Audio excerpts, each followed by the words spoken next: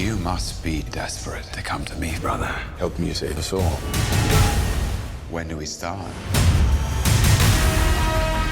Thor. Prepare yourself.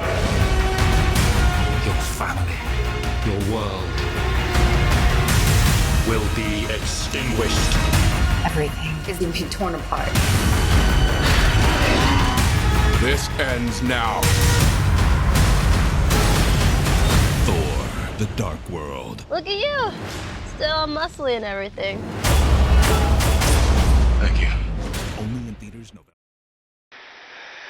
Hey YouTubers, Hankster here, and welcome to my first movie review since June.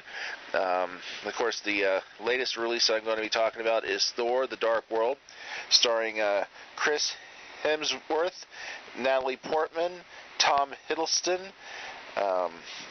Renee Russo, Anthony Hopkins, Christopher Eccleston, otherwise known as the Ninth Doctor from Doctor Who, and of course, everybody's favorite, Kat Dennings from Two Broke Girls is back. Pretty much this starts where Avengers left off, obviously.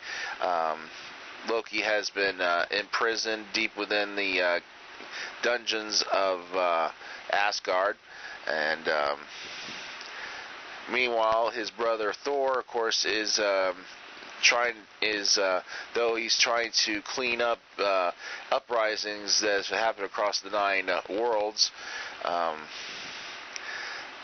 His father, of course, Odin, has trying to convince him to take more of a kingly role, being that Thor is next in line for the ruler to be the ruler of Asgard and, of course, the 9 realms.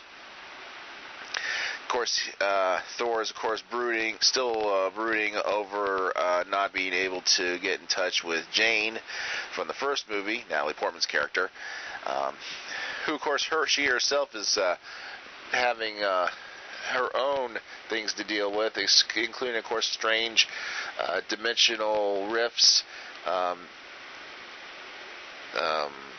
that are taking place in England, where she, of course, is trying to find her mentor from the first movie, and, of course, a little bit from Avengers.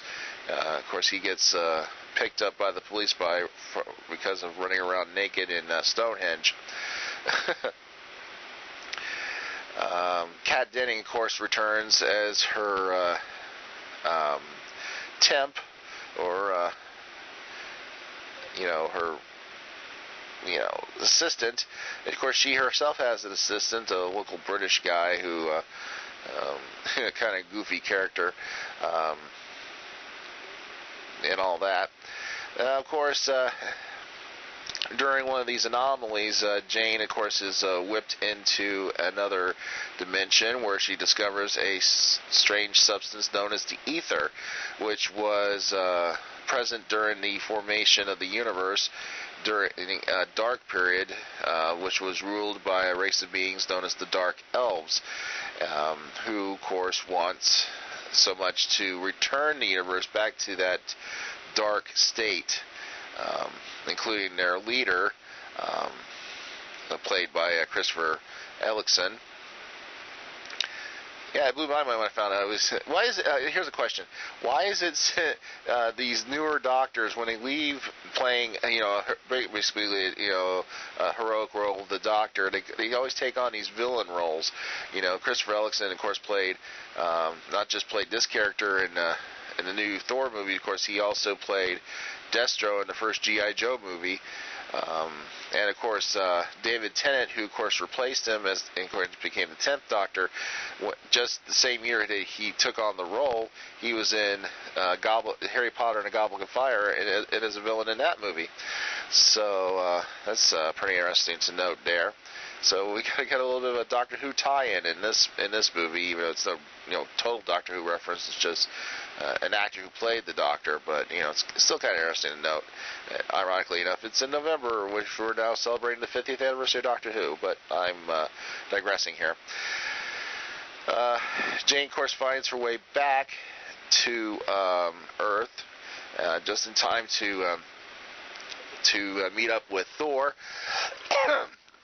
And he, of course, takes her back to Asgard, where she, of course, they find out that the ether has been absorbed into her body, and not only doing that has happened, but of course that event has awakened the Dark Elves from their slumber deep within their spacecraft. Yep, they have a spacecraft.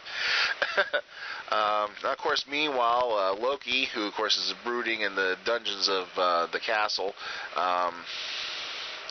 pretty much very bitter about what has happened to him, his failures and everything, and his jealousy over Thor and his anger towards Odin and all. Now, of course, it's interesting to note we get to see a little bit more of Loki, and I mean, in the sense of his powers. We didn't really see much of his power. He does have powers. Mostly it's his trickster, being that he is the trickster, quote-unquote, god of the Thor universe. He does have illusional abilities. He can create illusions, make himself look like somebody else, and all. By the way, I do want to reference something here.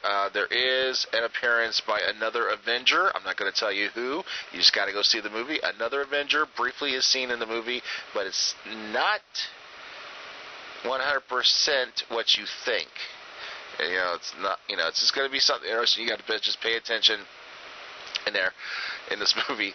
Of course, when the Dark Elves realize that their prized ether is on Asgard, they of course wage a war against the Asgardians, and it's up to Thor and his friends to not only save Asgard but also Jane as well from the Dark Elves, and of course not only saving them, but also the rest of the 9 worlds and of course the whole total universe from annihilation and being sent back into darkness by this mysterious ether.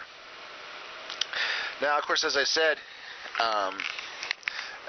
Loki is a little bit more in depth. We get to see a little bit more character development this time around. Even you expect it even in Avengers, you would have gotten some more character development, but this movie was more of the character development movie, and we get to see that he's sort of,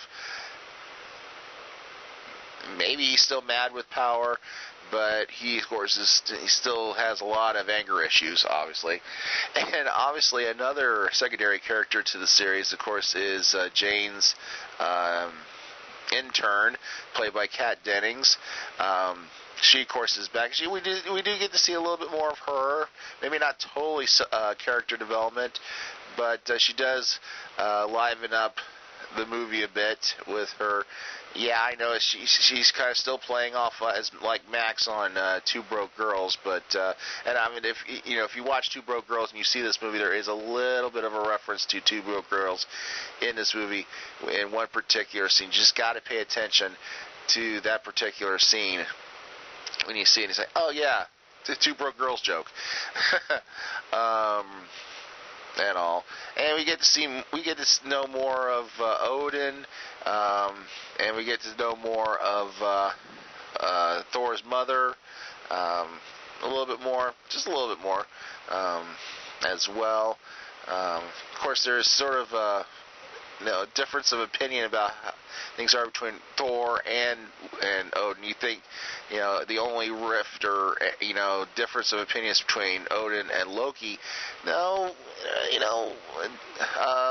Thor does have his own way, frame of mind of living his life as opposed to what Odin thinks he should do for his life. He of course is grooming Thor to become the next king of Asgard. And, Thor, on the other hand, wants to still go out and battle, have the good fight. He wants to fight the good fight. He wants to be a soldier rather than a ruler.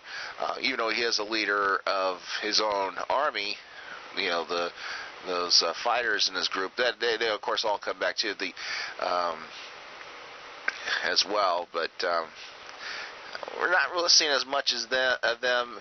And it's interesting that Sith, the female member of the group, we kind of get glimpses of what her character development is, but we don't, it's kind of cut off there. I wanted to see if she has feelings for Thor. Is she jealous that he has feelings for Jane?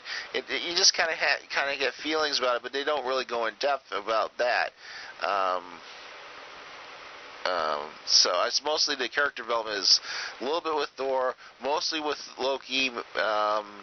It's mostly with the family of the royal family of Asgard that we do see some more character development. We know motivations and stuff here, but it's not too bad. Of course, once again, the special effects is great. I, of course, saw the movie in 3D.